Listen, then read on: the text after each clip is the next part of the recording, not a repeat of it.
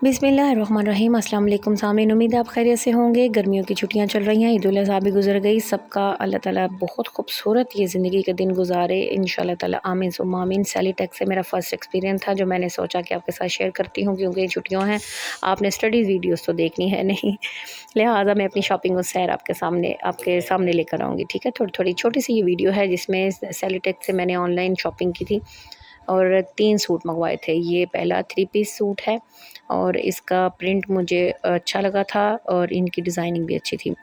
Colour वगैरह बिल्कुल ठीक थे, कोई भी ख़राब और फेंट नहीं था। ये दूसरा सूट बहुत ही पसंद आया था, ये बल्कि मैंने गिफ्ट किया था किसी को कि इसमें मोर जैसे पंख जैसे कलर थे। और तीसरा सूट है, ये भी बहुत डिसेंट और नाइस कलर आया था। मुझे उम्मीद है आपको भी ये ड्रेसेस पसंद आए होंगे।